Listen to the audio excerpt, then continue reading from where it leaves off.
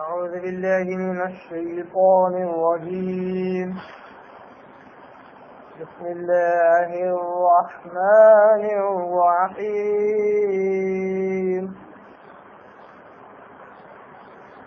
ولتجدنهم أحرص الناس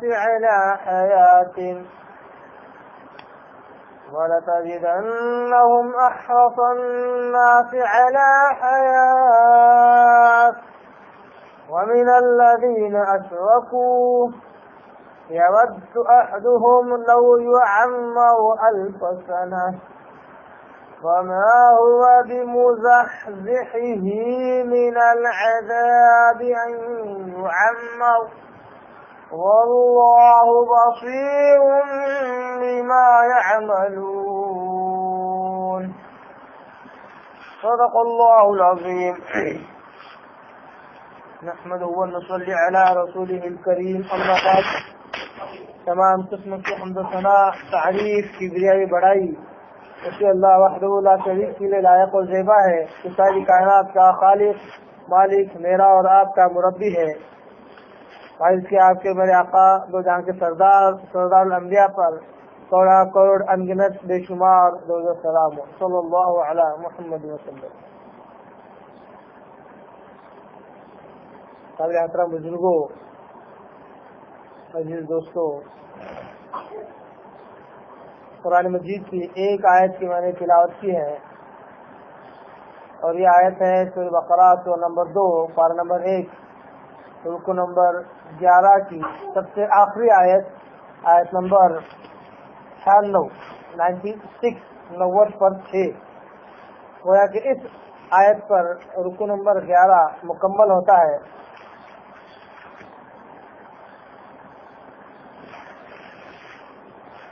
سورہ بقرہ کی اس سے پہلے کی جو آیتیں ہیں، آیت نمبر 94 اور 95 جو ہم نے پچھلے درس میں سنا، انہی دو آیتوں سے مناسبت رکھنے والی، انہی دو آیتوں سے تعلق رکھنے والی یہ آیت بھی ہے، آیت نمبر 96. لہذا پچھلی دو آیتوں کا ایک مختصر اعادہ کرتے ہوئے ہم آج کی آیت کی طرف بڑھتے ہیں. اللہ تبارک تعالیٰ نے کہا تھا کہ قل ان كانت لكم الدار الآخرة عند الله خالصة من دون الناس فتمنوا الموت ان كنتم صادقين. اللہ نے کہا اے نبی حضرت محمد مصطفیٰ صلی اللہ علیہ وسلم، آپ ذرا ان سے پوچھئے، ان یہودیوں سے پوچھئے کہ اگر صرف اور صرف آخرت کا گھر صرف اور صرف تمہارے ہی لیے ہے، جو کہ اللہ کے پاس ہے، یہ صرف تمہارے ہی لیے ہے اور تم ہی لوگ کامیاب ہونے والے ہو دوسرے لوگوں کے مقابلے میں، تو ذرا فتمنوا الموت، تو ذرا موت کی خواہش کر کے بتلاؤ. ان کنتم صادقین، اگر تم اپنے دعوے میں سچے ہو کہ تم ہی کامیاب ہونے والے ہو تو ذرا سا موت کی تمنا کر کے بتلاؤ، موت کی خواہش کر کے بتلاؤ.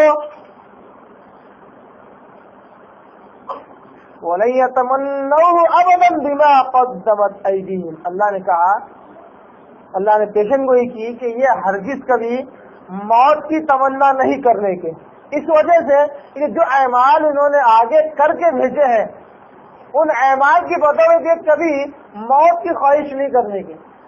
یہ معلوم ہے کہ ان کی موت کے بعد جو حشر ان کا ہونے والا ہے، جو عذاب ان کو پہنچنے والا ہے، وہ واقعی دردناک عذاب ہوگا، اس لیے موت کی تمنا نہیں کریں گے.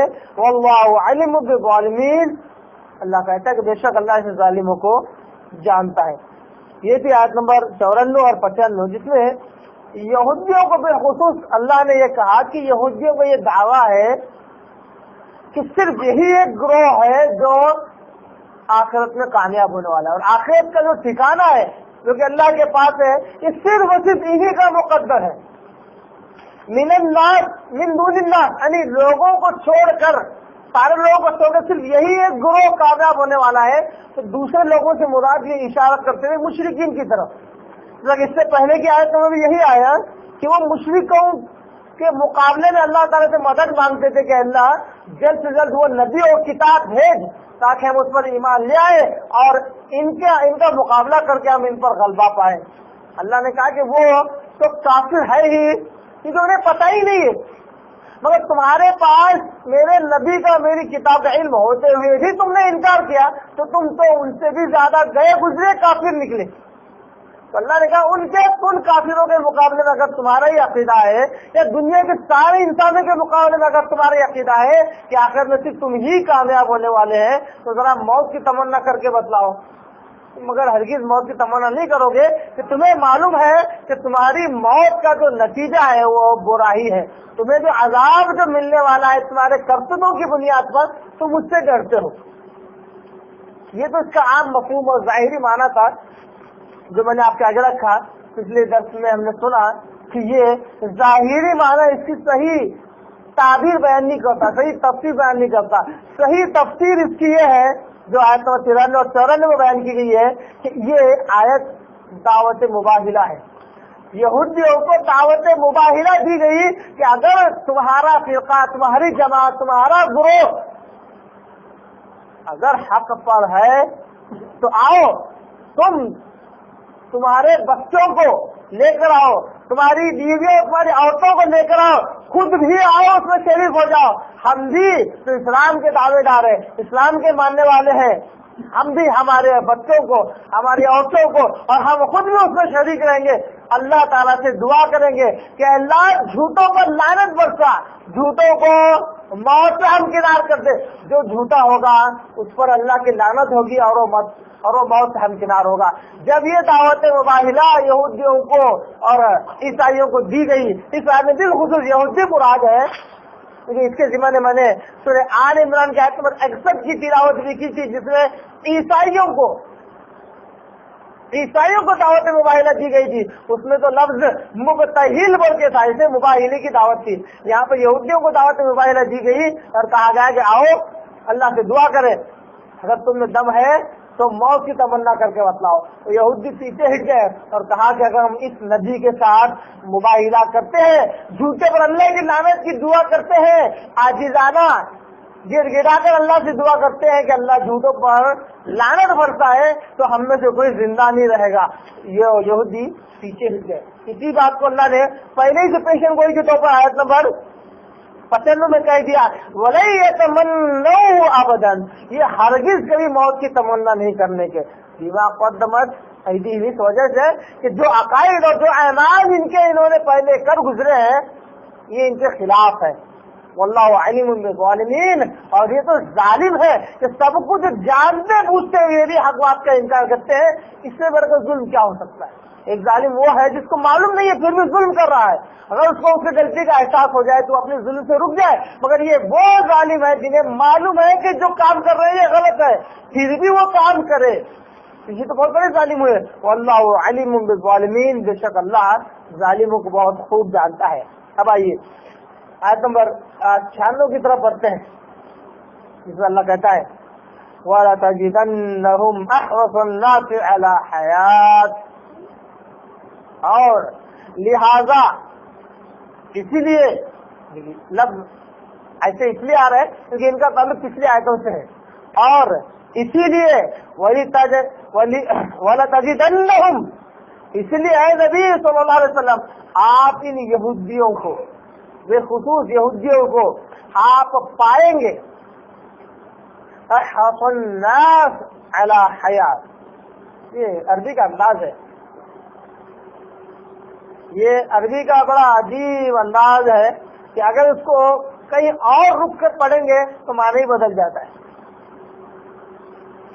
وَلَتَجِدَنَّهُمْ، یعنی اے نبی آپ ان یہودیوں کو پائیں گے، یعنی آپ کو یہودی ایسے بھی ملیں گے.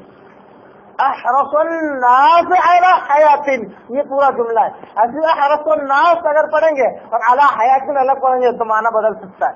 اصل میں یہ لفظ کیا ہے؟ احرص علی حیات من الناس، ناس بعد میں، لوگ بعد میں، کیونکہ اس کا ترجمہ جو ہوتا ہے وہ یہ ہوتا ہے کہ آپ یہودیوں کو پائیں گے کہ یہ دنیا کی زندگی کے بہت زیادہ حریص ہے لوگوں کے مقابلے میں.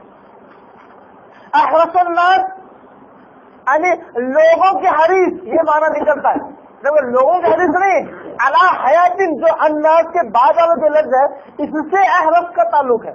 احرس یعنی حرص کرنا، لالچ کرنا، یعنی یہ یہودی دنیا کی زندگی کے بہت زیادہ حریص اور لالچی ہے.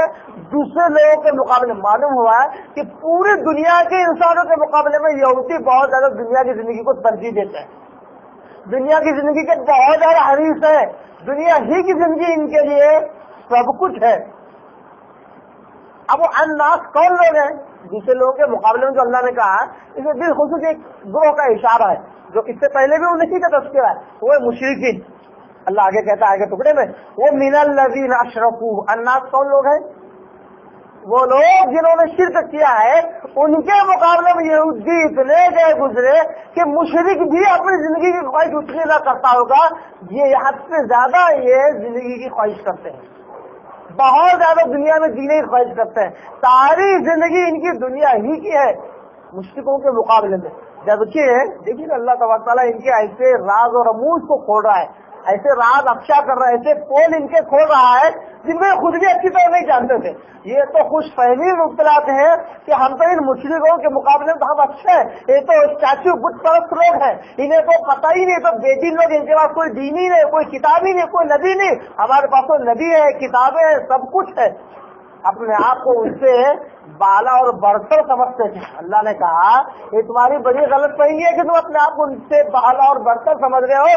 تم تو ان سے بھی گئے گزرے ہو کہ ان کی نگاہ میں بھی زندگی کی اتنی اہمیت نہیں ہوگی جتنی تمہاری زندگی تمہاری نگاہ میں اہمیت رکھتی ہے.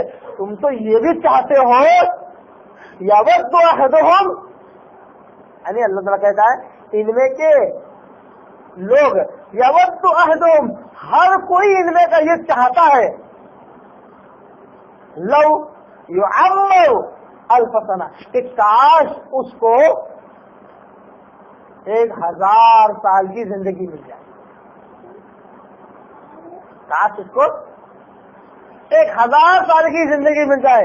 لو یعمر الف سنہ، الف یعنی 1000، سنہ یعنی سال.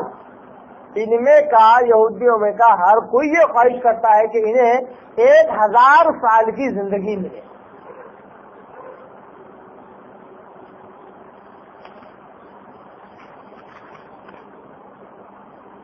وما هو بمزحزحه من العذاب ان يعمر.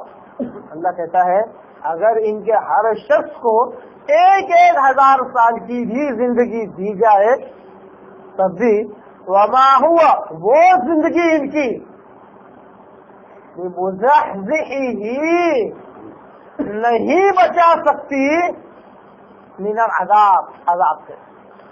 بہت ہی جامع فارمولا ہم روز جسے کہتے ہیں اللہ نے بیان کیا کہ چاہے اس دنیا میں کسی انسان کو 1000 سال کیا اس کی خواہش کے مطابق بھی اگر اس سے دنیا میں جینے کے لیے دیا جائے تب بھی اس کے اعمال کا بدلہ چاہے اچھائی ہو چاہے برائی ہو اس کو مل کر رہے گا.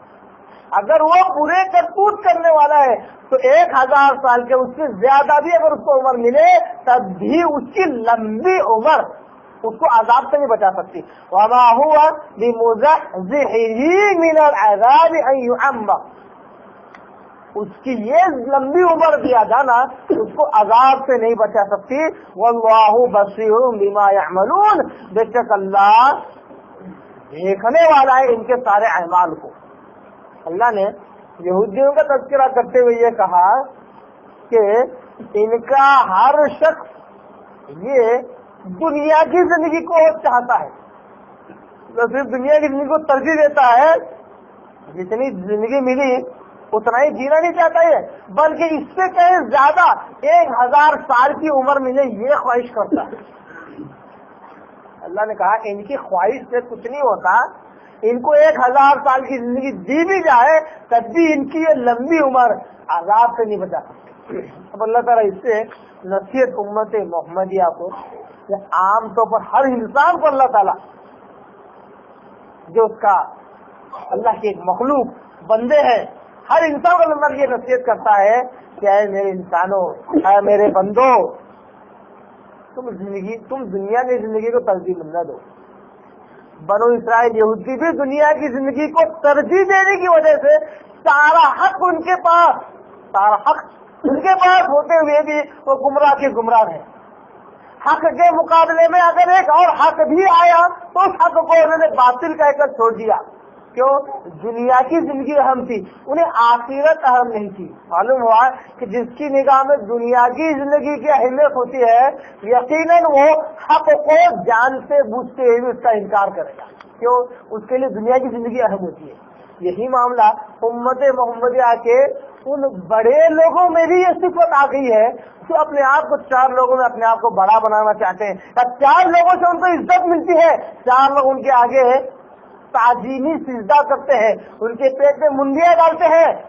وہ حق بات کو جانتے ہوئے بھی حق بات کا اقرار نہیں کرتے، بسا اوقات اس کو جھٹلا دیتے اس وجہ سے کہ اگر میں نے حق کا اقرار کر لیا یا اس حق کا اگر آج میں نے اس کی تعویل کر کے اگر اس کو نہیں جھٹلایا تو یہ جو میری شان شوکت ہے مجھ سے کھو جائے گی.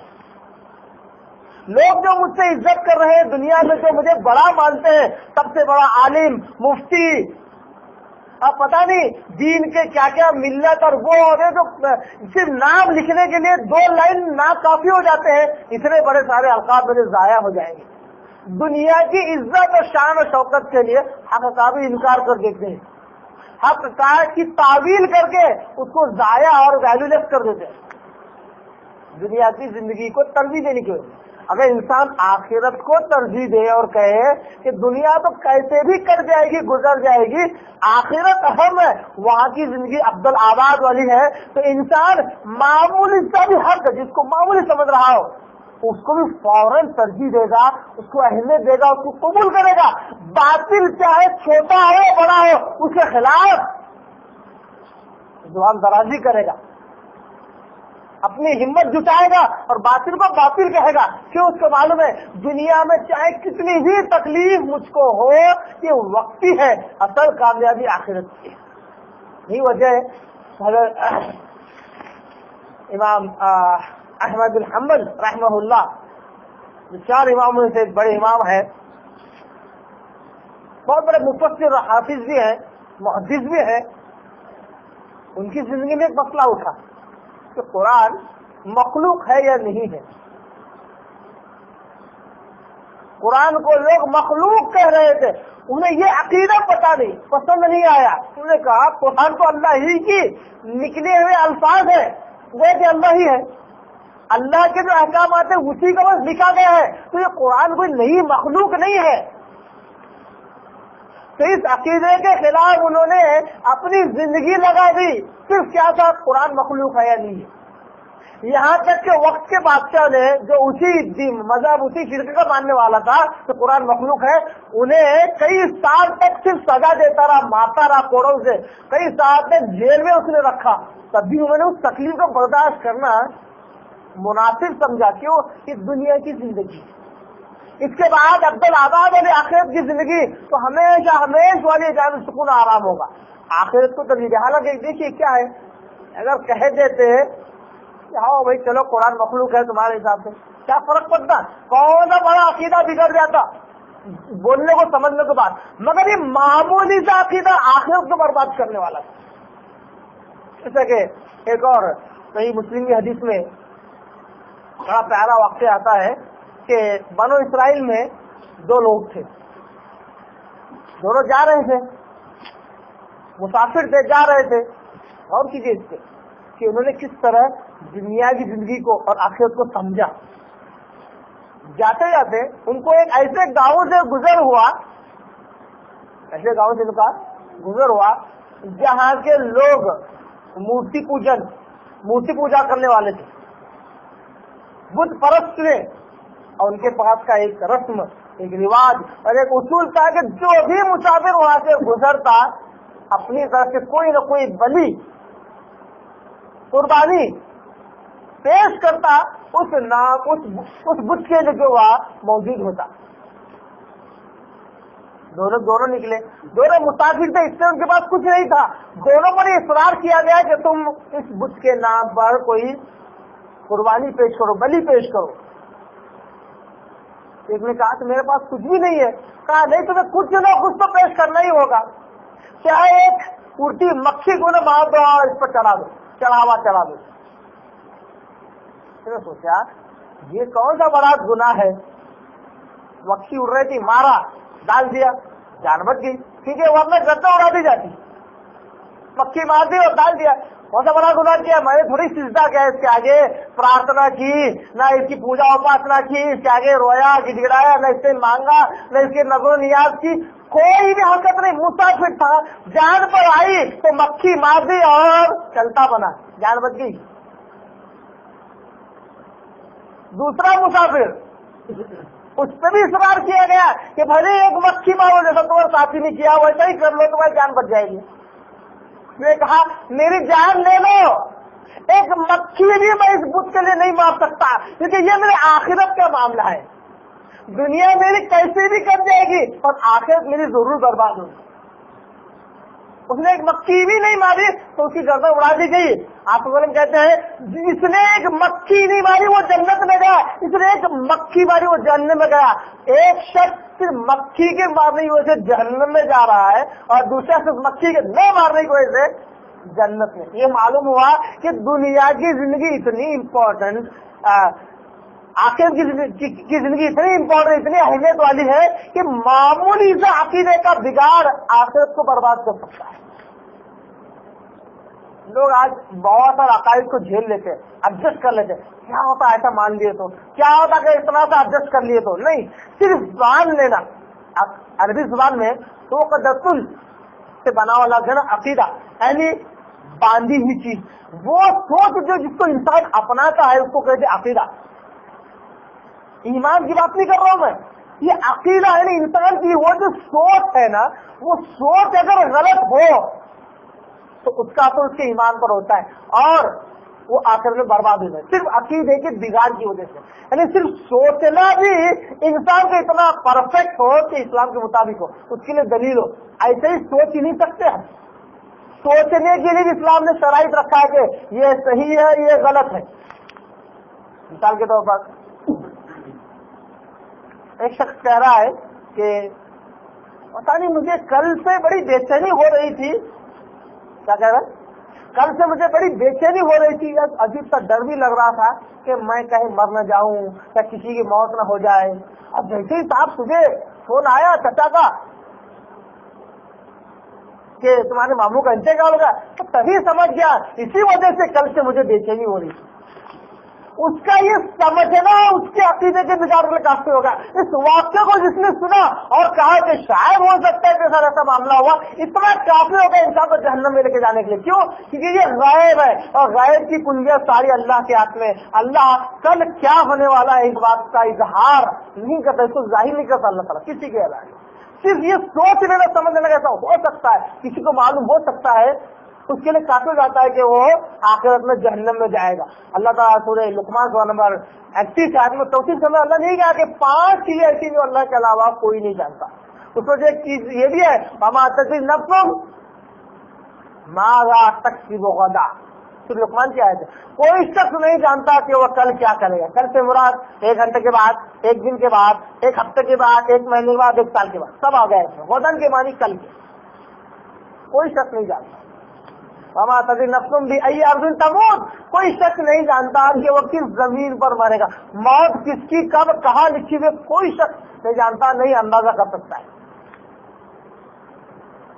مگر یہ چھوٹا سا ایڈجسٹ کر لینا، جان دو بول دیا ہوگا، تجربہ ہوگا، چاہے کسی کی عمر 1000 سال ہو، ان 1000 سال میں 1 کروڑ لوگوں کے مرنے کے انداز پر اس نے انالائزیشن کیا ہو، پی ایچ ڈی کیا ہو، 1000 سال کے بعد وہ یہ تھیسس پہ یہ نتیجہ نکالے کہ اس علامتوں کے بعد ایک انسان کی موت ہو جاتی ہے، تب بھی وہ شخص غلط ہوگا۔ کیوں؟ کل کیا ہوگا کوئی نہیں جانتا۔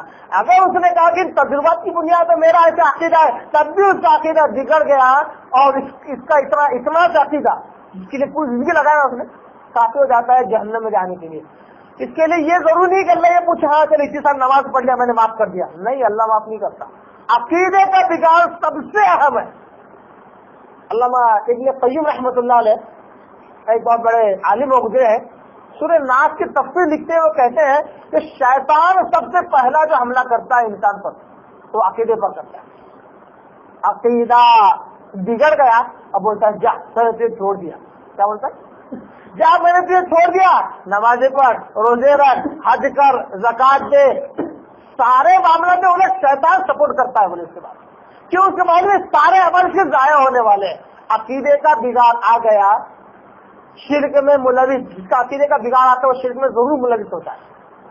شرک میں ملوث ہو جاتے تو سارے اعمال اس کے ضائع ہو جاتے ہیں. اسی وجہ سے ایک کتاب ہے تلبیس ابلیس نام کی، اس کے رائٹر ماشاءاللہ قرآن و حدیث کے حوالے سے اس کتاب کو لکھتے ہیں. وہ کہتے ہیں شیطان بعض وقت ایسی بھی چال چلتا ہے کہ وہ آ کر نماز کے لیے اٹھا دے، چلو نماز کے لیے چلو. اس کو معلوم ہے کہ اس سے آ کر نماز پڑھنا ایک طرف گمراہی کے لیے ایک اور قدم ہوتا ہے. شیطان کبھی کبھی اچھے اعمال کا بھی حکم دیتا ہے، اس کو معلوم ہے کہ اس کا کوئی فائدہ نہیں ہے. تو نیک اعمال امپورٹنٹ نہیں ہے، سب سے پہلے امپورٹنٹ ہے ایمان، صحیح عقیدہ. اس لیے اللہ تعالیٰ نے قرآن میں کئیوں جگہ یہی کہا من آمن باللہ وعمل صالحا، جو سب سے پہلے صحیح ایمان لے آئے، صحیح عقیدہ لائے، اس کے بعد عمل کرے. ایمان شرط ہے عمل صالح کے لیے. عقیدے کا بگاڑ کیسے ہوتا ہے؟ دنیا کی زندگی کو ترجیح دے گا انسان تو عقیدے کا بگاڑ پیدا ہو جاتا ہے اور آخرت کمزور ہو جاتی ہے. اللہ نے کہا یہودیوں میں بھی یہی بیماری تھی کہ انہوں نے دنیا کی زندگی کو ترجیح دی اور آخرت کے مقابلے میں. تو اللہ نے کہا چاہے ان کو کتنی بھی لمبی عمر دی جائے، آخرت کے عذاب سے ان کی لمبی عمر انہیں بچا نہیں سکتی. تو امت محمد سے اللہ تعالیٰ یہی کہتا ہے کہ اے امت محمدیہ کے لوگوں، دنیا کی زندگی کو ترجیح نہ دو، آخرت کو ترجیح دو. چاہے دنیا کی زندگی کیسی بھی گزرے، اچھی گزرے، بھلی گزرے، کامیابی والی گزرے، ناکامیابی والی گزرے، آخرت کامیابی والی ہو، اس بات کو ترجیح دو اللہ تعالیٰ، تاکہ تم اللہ کے عذاب سے بچ سکو. اللہ سے دعا کرتا ہوں اللہ تعالیٰ قرآن کو سمجھنے، اس پر عمل کرنے کی توفیق عطا فرمائے. وآخر دعوانا ان الحمد للہ رب العالمین.